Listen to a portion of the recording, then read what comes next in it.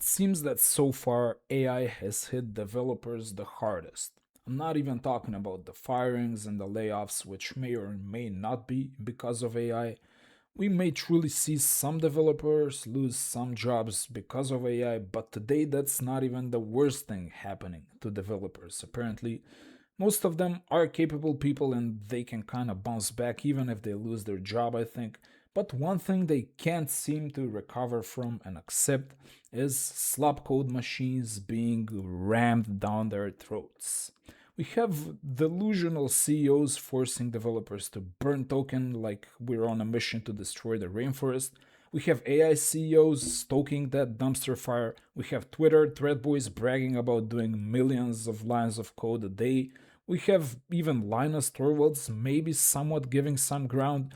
And this has many developers who actually care about the code they write. They are kind of starting to pull what little hair they have left, and they're losing their last bits of faith in humanity's reason, as their bosses and managers are telling them not to even read the code that the slot machines are producing. Just push, baby. Like, don't even worry about anything, just slop faster.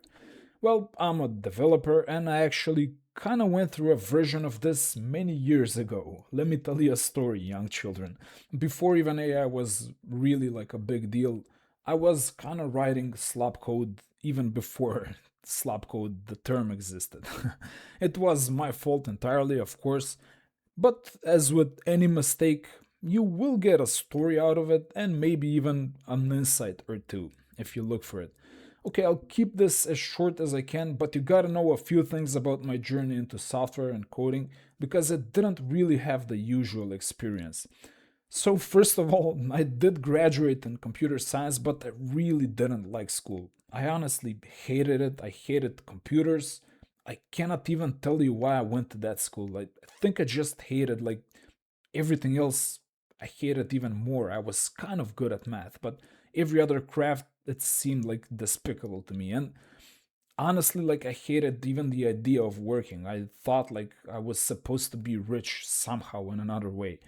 Anyway, at the time, like I was young and full of hatred and delusion, like pretty much most young people can be sometimes. So, at the time, like it was pretty popular to go to college, probably still is, and I didn't really know how to even think for myself yet. I didn't have that ability of critical thought and making decisions for my own and being responsible for myself, which most adults never even learn, I think, and maybe I haven't even learned it. I'm still not even sure.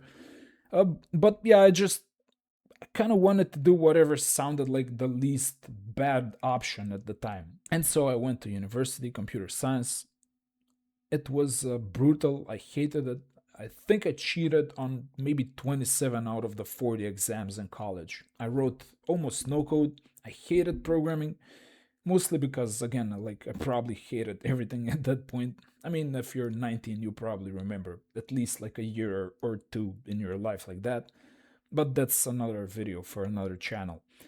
After I graduated, I got two shitty local jobs in the shitty country I lived in. I barely really wrote any code there. I actually learned to code because of a personal project that I wanted to do, like a side project for automating value betting on football or soccer, as some people call it. And that's actually turns out the best way to learn how to program. And that's how I really started to write, to learn coding. And honestly, that's how I fell in love with writing code. That's when I first realized what's possible with it, and I started to really enjoy it. And after a while, I actually started to work remotely, even way back, and at that time that was kind of even like a new thing, and it was pretty cool. I actually cared about the clients. They were pretty, they were pretty decent clients. They were good. They were fair to me, so I was really careful with the code that I was writing. But I never really liked collaborations. I didn't like working in teams. I didn't like having managers, working with other people. I mean, yeah, I'm probably the problem, as you're guessing right now. But during the whole time I was working remotely, I was the whole time I was working on my own ideas and kind of like startup ideas and hustles and side projects and all of that. And I had to be fast there. Like I had no choice because I only had a very little amount of time after I finished working for my day job, and honestly, like a very little mental kind of like RAM and processing power left after work. You kind of give it your best hours in the first 8 or 10 hours for your primary job, right? It's really difficult to stay focused for 2 or 3 more hours after that. And that's when I kind of started learning to be this sort of a mercenary coder. That means no whiteboard architecture designs and like hours of team discussions and debates, and that definitely means no unit tests. And you can bet your soul that means testing in production. In fact, that was usually the only testing I did in a lot of cases. Sometimes I didn't even do that. Of course, I'm talking about my own personal projects here. And by the way, I think this is how a surprisingly big number of startups actually operate, at least in the early stages. Speed is often a priority, and they write code fast. It kind of has few or no bugs if the programmers are good, and you kind of become good fast like this. When you have very little time to even think, you kind of have no other choice but to write good code. I mean, yeah, obviously a lot can go wrong there, but the pressure is forcing you to really focus, and that's gonna make you kind of like write correct code. I'm still surprised even today when I remember, and maybe like sometimes I review some of my old code and actually see like it's not so terrible, you know. And it worked. It didn't have like a ton of bugs. I've never really had like a security incidents or anything like that. So you probably can't say that I'm the worst coder ever, even though I kind of try to be. Anyway, startups kind of operate with that similar playbook, I believe. They may not write the most robust code ever written, but also at the same time, it can be pretty decent. It's done fast, and that is a pretty good trade off in a lot of scenarios, especially for what I was doing at the time, and again, like what a lot of other startups do. And honestly, I always knew kind of like that my destiny was going to be to go on my own way, to do my own thing. And when I finally made the jump, I realized something that most professional developers never ever truly realize: the code must make money. That's the primary goal of every letter of code you write. And for non developers, that's probably like the biggest duh ever. But so many programmers struggle with this concept terribly. I have a lot of developer friends, they all like to complain, and they always talk about all sorts of things at work that bother them, including a lot of usually technical decisions they disagree with the team lead or the rest of their team or whatever, and especially their managers and their bosses. And I always annoy them when I join that discussion because I usually side with their manager or their bosses, and in a lot of instances, even though they're not technical people. Because what my friends fail to understand still is that they are given money to write code that is gonna make the company even more money. And the faster all of that gets done, the better for everyone. In fact, a lot of companies won't be here in 3 to 5 years. And you slowing down the process of getting product out faster actually accelerates the death of that company. So only when only the few nerds on the developer team care about the architecture, there's honestly very little value in arguing about stupid like nerd decisions. The whole company is gonna go under if you don't hurry up. And mercenary coders, they kind of know this. They don't have the luxury of thinking things and designing things carefully, because like when you need to figure out how to pay your bills when you have that fire under your ass, I promise you, clean code and wise architectural decisions, they're not gonna be on your list of priorities. In fact, you're probably not even gonna think about them. Luckily, I learned that pretty quickly. Today I have even more advice for my developer friends that they will also hate.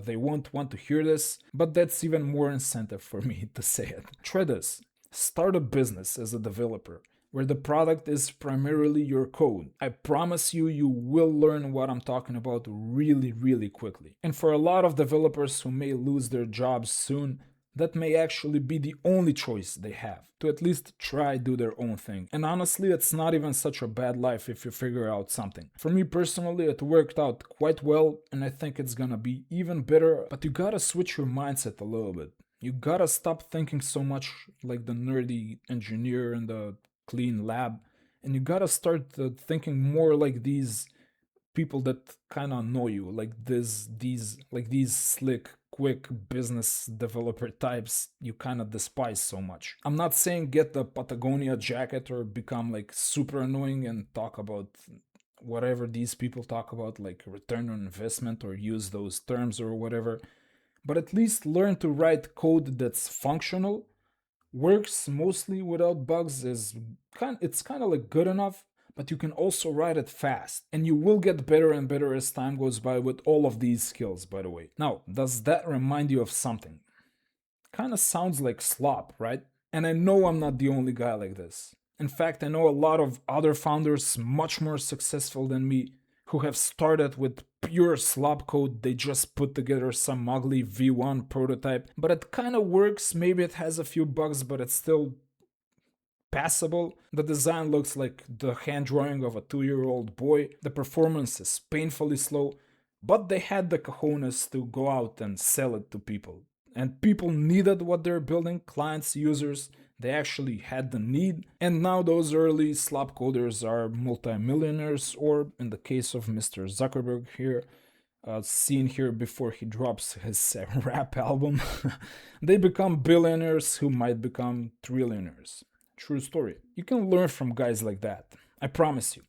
Especially if, like me, you kind of grew up on Paul Graham articles that venerated the technical founder and suggested the promotional founder make sure the technical founder always has a lot of coffee. And to be fair, that may have been a good idea and good suggestion when code was more important, in the era when product was more important. Less people knew how to write code. There were no tools like this. So in that time and place, like, yeah, sure, maybe that was good advice. But today, marketing and distribution are much, much more important, which is why even the whole idea of slop code is even acceptable in the first place. Product is kind of secondary right now.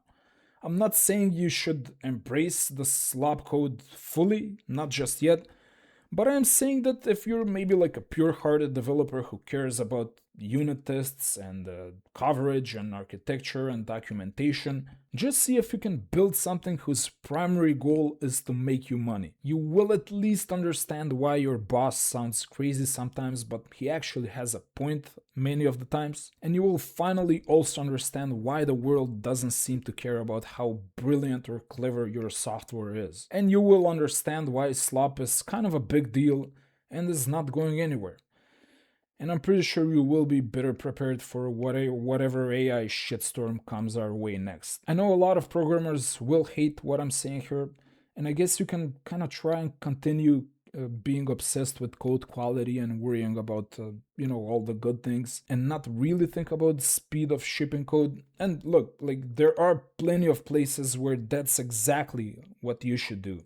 If you're writing code for, I don't know, like financial institutions or the nuclear launch facilities, we don't need you to be fast. Like, we need you to be super safe, stable, boring, unsexy, as you were. You know what you're doing. You probably shouldn't even see this video. But if you're working on the next shitty app or the next AI startup that's gonna probably be gone in like 3 years from now, and you're probably competing with other shitty AI startups for market capture, you probably want speed on your side. Speed will probably be your utmost priority, and the slop cannon, it can be a useful weapon there.